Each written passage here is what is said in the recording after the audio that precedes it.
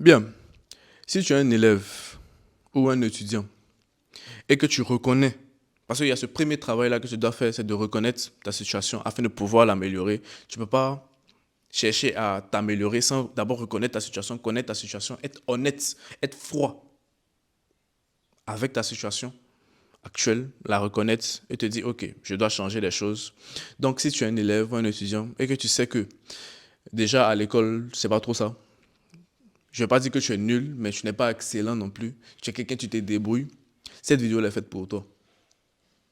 Si tu es un élève, tu es un étudiant et que tu es excellent à l'école, cette vidéo aussi est faite pour toi. Il faudrait que tu t'arrêtes et que tu regardes cette vidéo-là jusqu'à la fin. Si tu es un élève ou un étudiant, que tu sois moyen ou excellent et que tes parents n'ont pas de l'argent ou tes parents n'ont pas assez de moyens, cette vidéo-là te concerne vraiment. Elle te concerne directement. Et je dois t'arrêter, regarder cette vidéo-là jusqu'à la fin. Parce qu'il y a un volet, si tu veux t'en sortir dans la vie, que je dois prendre en compte. Et c'est sur ce volet-là que je vais développer pendant cette vidéo-là. Mais avant d'y arriver, je vais me présenter encore. Je suis Alex Akaï, promoteur de la page Jeunes et Patrons. Et ici, je vous apprends principalement comment avoir des sources de revenus. Des sources de revenus qui vont vous permettre de pouvoir améliorer votre condition de vie, être un plus pour les personnes qui sont autour de vous, tout simplement. Donc, si tu es un jeune, vous pouvez le voir à travers le nom, ou tu peux le voir à travers le nom de la page, Jeune et Patron, et que tu es intéressé à avoir une source de revenus, abonne-toi à la page, like la vidéo, partage-la, ça peut aider un de tes amis, un frère, une soeur, ou peu importe la personne. Bien, revenons au sujet. Je disais que si tu es un élève, un étudiant, que tu sois excellent ou moyen, et que tes parents n'ont pas assez d'argent, c'est-à-dire n'ont pas assez d'influence, cette vidéo est faite pour toi. Parce qu'il y a un volet qui est très souvent négligé par les élèves, les étudiants, surtout quand ils sont encore à l'école, mais c'est qui est un facteur déterminant si vous voulez réussir votre vie. C'est le relationnel. C'est le relationnel. Et selon moi, l'école, c'est le meilleur endroit. Quand tu es encore un élève, un étudiant, c'est l'endroit idéal pour te faire les relations. Peut-être actuellement, tu ne vas pas réellement comprendre l'importance des relations. Mais il peut t'assurer d'une chose. Peu importe ce que tu veux faire, c'est quelqu'un qui a te donné ça. Selon moi, c'est pas Dieu même qui donne les opportunités. Les opportunités qui vont te permettre de pouvoir réussir là, c'est pas Dieu forcément qui a te donné ça. C'est quelqu'un. Et même si c'est Dieu qui t'a donné les opportunités, il doit passer d'abord par quelqu'un pour te donner cela. Il doit passer par un homme. Il ne va pas venir lui-même. Jésus-Christ ne va pas descendre lui-même pour venir te donner les opportunités là. Il va forcément passer par un homme. Donc, vous devez comprendre l'homme. Vous devez comprendre l'être humain. Le connaître. L'aimer. Vous devez aimer l'homme. Si vous voulez réussir, vous devez aimer l'homme. Comprendre comment est-ce qu'il fonctionne. Comprendre ce qu'il aime, ce qu'il n'aime pas. Vous devez miser énormément sur votre relationnel. Parce que je dis très souvent que la réussite, là, c'est 98%. 98% de travail acharné. De dur labeur. Et puis 2% de Dieu. 98% de travail acharné. Et puis 2% de Dieu. Mais Dieu, lui, il n'échoue pas. Il s'en fout. Que tu aies réussi ou pas. Il s'en fout. Il va toujours être Dieu. Il sera toujours Dieu. Que tu aies réussi ou pas. Que tu sois misérable dans ta vie ou pas. Que tu aies un enfer ou pas.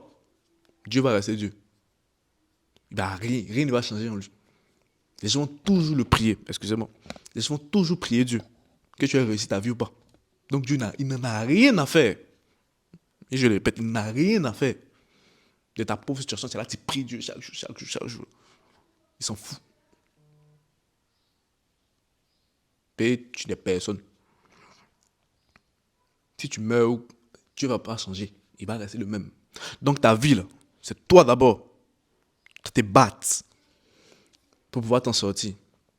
Et puis c'est quand il va voir qu'il est en train de te battre là, il va mettre son cul magique là-dessus, comme j'aime bien le dire. Il va aligner les choses pour toi.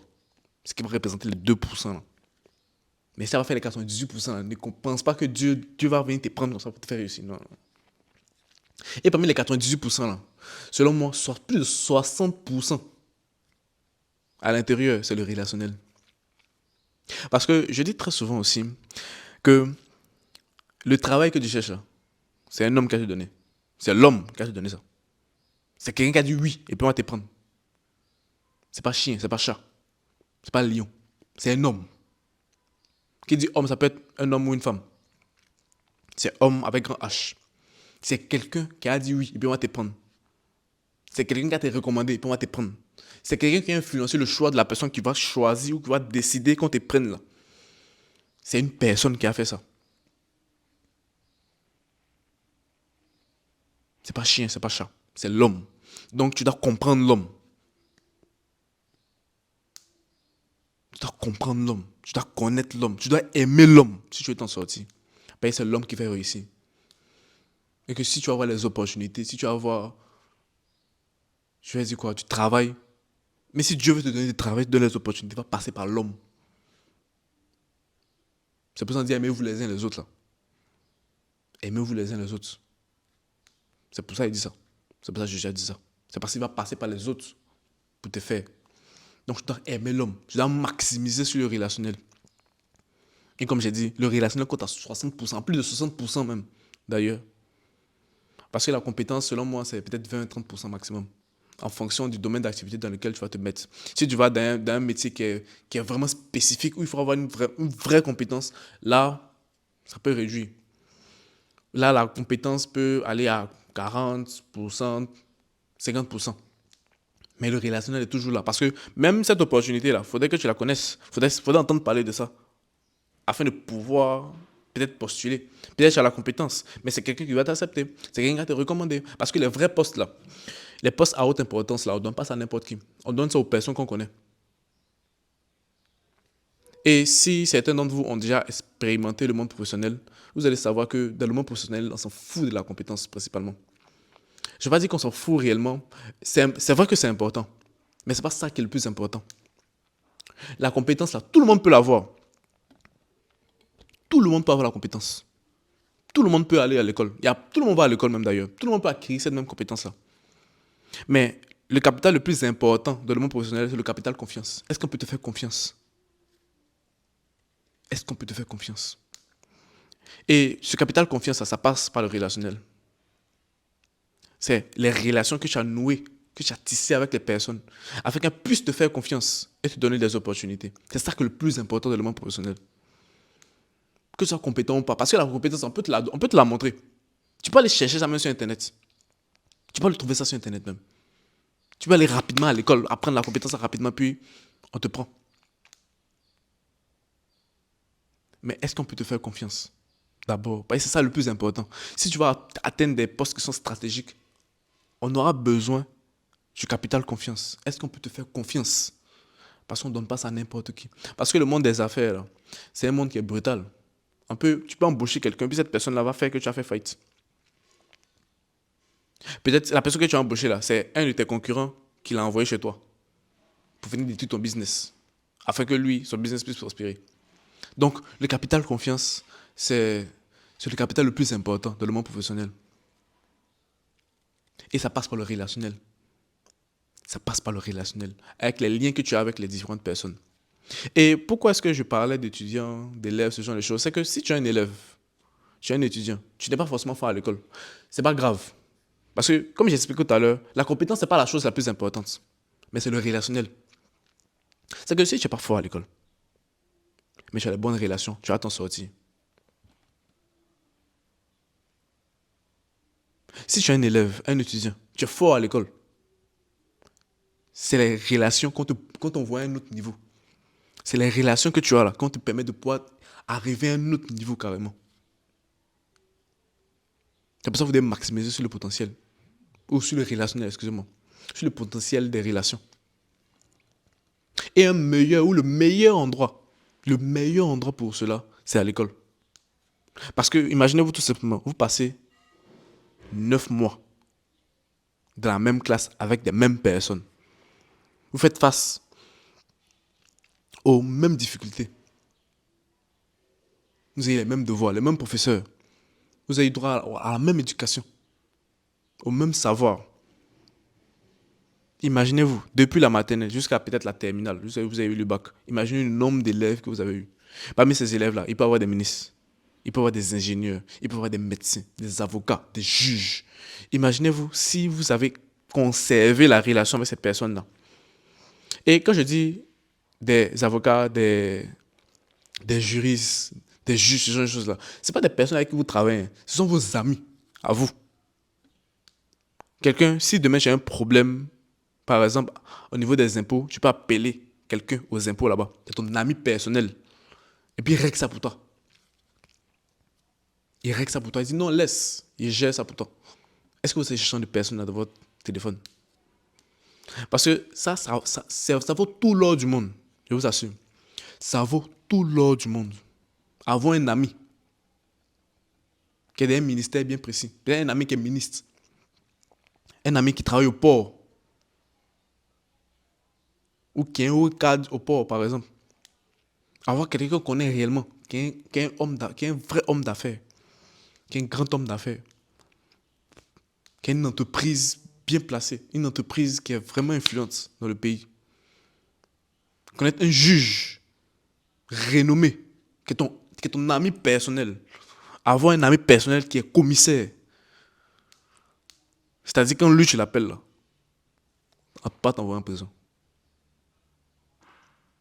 Est-ce que tu as ce genre de personnes-là dans ton téléphone? Mais ces personnes-là, attention, elles sont quittées à l'école. L'école dans laquelle tu es actuellement, là. Dans la classe dans laquelle tu es actuellement, là. Il y aura forcément un grand type qui est associé dedans. Est-ce que tu comprends cela? L'école dans laquelle tu t'en vas, là, chaque jour, là où tu es, là, il y a forcément un grand type qui est associé dedans. Mais la question que tu dois te poser, est-ce que j'ai son numéro? Est-ce que je le connais personnellement? Est-ce que j'ai eu à tisser des liens avec cette personne-là? Parce que toutes ces personnes ne passent par l'école, hein. Imagine si tu as eu à changer d'école tout le long de ton parcours. Imagine le nombre d'élèves que tu as eu à rencontrer. Est-ce que tu as pris le numéro? Et ça revient à l'astuce même que je voulais vous partager ici. C'est que, actuellement, c'est la rentrée, non? C'est la rentrée, c'est bien la rentrée, on est en janvier, là. Est-ce que, si tu sais que tu es un élève, un étudiant, tu es moyen, tu n'es pas forcément fort à l'école, tu n'as pas les meilleures notes, ce genre de choses-là. Ok. Tes parents n'ont pas forcément les moyens pour te... Ok. Pose-toi. Je vais te donner ta clé, ta porte de sortie. Parce que, comme je l'ai dit tout à l'heure, là, le travail que tu cherches, c'est l'homme qui a te donné. Et parmi ces personnes-là, il y aura forcément des grands types dedans. Il y a forcément un grand type qui a sauté dedans. Au moins un. Que ça a vraiment influent qui a sauté de l'école dans laquelle tu es actuellement. Peut-être ta classe même. Il y a forcément quelqu'un qui a sorti dedans. Tu vois? Donc, ce que tu vas faire, c'est quoi? C'est que quand tu vas retourner à l'école, peut-être demain, tu vas prendre le numéro de tout le monde dans ta classe. Maintenant, si tu n'es pas forcément quelqu'un qui est à l'aise à discuter sur ces choses-là, vas-y progressivement. Tu vois, peut-être rentrer demain à l'école, prendre le numéro de tout le monde, ça peut être un peu compliqué. Tu vois? Donc là, tu dois te fixer un objectif. Sur l'année scolaire, là, peut-être tu vas prendre le numéro de tout le monde dans la classe. Et puis tu vas subdiviser ça en, c'est-à-dire de manière mensuelle. C'est-à-dire si il y a 9 mois, vous êtes par exemple, je vais dire quoi, vous êtes 30 dans la classe, et puis à 9 mois, tu vas diviser les 30 là par 9. Tu vois? Tu as divisé les 30 là par 9. Ça donne environ 3 quelque chose. Donc, disons que dans le mois, tu dois prendre le numéro de moins 3 dans ta classe. Et ça, c'est si tu veux te limiter à ta classe. Parce que peut-être si tu es en cinquième, mais si tu es en troisième, ou bien si tu es en terminale, il y a forcément terminale A, il y a terminale B, et terminale C, terminale D. Tu peux aller beaucoup plus loin. Si tu es en seconde, tu peux aller prendre seconde C, seconde A. Tu vois. Si tu es en troisième, peut-être il y a troisième 1, troisième 2, troisième 3. Donc, ce que tu vas faire, c'est quoi? C'est que tu vas évaluer le nombre d'élèves qui sont peut-être en troisième, et puis tu vas essayer d'aller prendre le numéro de tous. Tu vas évaluer le nombre, tu vas subdiviser ça, comme j'ai dit tout à l'heure, de manière mensuelle. Par exemple, si sont 300, tu vas diviser ça par 9, parce que généralement, le programme, ou c'est-à-dire le temps scolaire, là, c'est généralement 9 mois. Par exemple, bon, pour les universités, c'est autre chose. Mais je pense que au collège, au primaire, c'est généralement 9 mois. Vous commencez en septembre, vous finissez en juin, mai, par là. Donc, tu vas tout simplement subdiviser ça. Tu vas subdiviser ça de manière mensuelle. Et puis, Chaque fois, tu vas aller prendre le numéro des gens. Dans le mois, si ça correspond à 10 personnes qui doivent prendre le numéro dans le mois, mets-toi comme un objectif. Prends ton petit carnet là, comme pour moi. Tu vas prendre le numéro de tout le monde. Parce que c'est parmi ces personnes-là que Dieu peut-être va passer pour te faire réussir. Donc, tu dois avoir le numéro de cette personne-là. C'est parmi ces personnes-là que demain, si tu as un problème, Dieu va passer pour te donner la solution. Tu ne peux rien faire sans les hommes. C'est les hommes qui donnent les opportunités. Même si Dieu veut te donner des opportunités, il va passer par un homme. Il ne va pas venir te donner ça lui-même. Et peut-être même s'il vient lui-même, tu vas avoir peur, tu vas pas croire. Donc, il va forcément passer par quelqu'un que tu connais. Ou peut-être même que tu ne connais pas. Pour pouvoir te bénir. Il va te donner une opportunité. Mais tu dois aimer l'homme. Tu ne dois pas fuir l'homme. Tu dois connaître l'homme. Tu dois comprendre l'homme. Dans tout ce qu'il est. Par exemple, moi, en faisant ces vidéos-là, je suis en train d'aimer les gens comme ça. C'est parce que j'aime l'homme que je suis en train de faire des vidéos. Parce que je ne sais pas, quelqu'un peut tomber sur ma vidéo, il va appliquer mon conseil et puis ça va l'aider. Je ne sais même pas. Peut-être que je n'ai jamais le rencontré. Mais il est tombé sur ma vidéo, il a pris une astuce à l'intérieur. Il a appliqué ça tout simplement dans sa vie et puis ça l'a aidé. Tout simplement. Pas parce que je connais tout. Non. Parce que ce que je sais là, il partage, tout simplement. Mais c'est une manière d'aimer l'homme aussi comme cela. Donc, ne négligez vraiment pas le relationnel. Le meilleur endroit pour vous faire un relationnel de fou, c'est à l'école. Parce que vous passez énormément de temps avec des personnes qui sont encore dans l'apprentissage. Vous vivez les mêmes réalités. Vous avez les mêmes problèmes, principalement. Donc, vous pouvez tisser des liens qui sont forts. Vous pouvez avoir des partenariats avec des personnes qui sont excellentes et qui vont tout simplement vous aider dans votre vie. Je ne sais pas si vous voyez ce que je veux dire par là. Mais je pense que ce sera tout. Je pense que j'ai fait le tour vis-à-vis de cela au niveau du relationnel. Même si, bon, je suppose qu'il y a d'autres choses encore à... Oh, vous, voilà, merci, excusez-moi. Il y a un point. Comme j'ai dit tout à l'heure, vous allez prendre un numéro, prenez le nom, numéro de téléphone, prenez la date d'anniversaire et regardez toi souvent les statuts. S'ils sont sur WhatsApp, regardez les statuts. À chaque fois qu'il y a un événement, que ce soit en bien ou en mal, qui se passe dans leur vie, soyez là, marquez votre présence.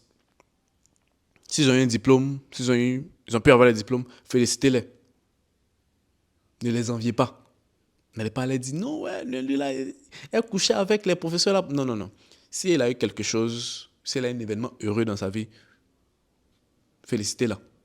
Si elle a un enfant, félicitez-la. Si elle a son diplôme, félicitez-la. Si elle a eu du travail, félicitez-la.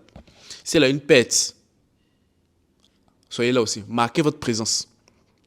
Marquez votre présence dans tous les événements forts dans la vie de ces personnes-là. Je sais que c'est périlleux, mais si vous n'êtes pas fort à l'école, si vous ne prenez pas l'argent, vous êtes obligé. Voilà, c'est ce qui va vous permettre de pouvoir réussir. Mais à chaque fois qu'il y a une personne, ou si une personne de votre entourage a un événement heureux ou malheureux, marquez votre présence. Parce que dans la tête de la personne, on va se dire, quand il y avait un problème là, cette personne était là. Peut-être elle ne m'a pas soutenu de manière financière ou elle m'a donné des solutions. Non, mais peut-être elle a marqué sa présence. Donc, ça fait que vous restez dans la tête de ces personnes-là. Et comme j'ai expliqué dans une vidéo précédente, à chaque fois qu'il y a des fortes émotions, on retient. C'est le cerveau. Donc, à chaque fois qu'il y aura un événement heureux, malheureux, qui va susciter des fortes émotions chez une personne, si vous marquez votre présence, vous allez rester à vie dans la tête de ces personnes-là. Tout est lié. Tout est lié. Tout est lié. Tout est lié. Donc, c'était le dernier conseil même d'ailleurs.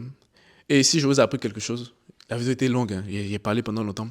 Si je vous ai appris quelque chose, likez la vidéo, abonnez-vous à la page, suivez le reste des prochaines vidéos qui vont sortir. Et je vous dis tout simplement à la prochaine. Bye.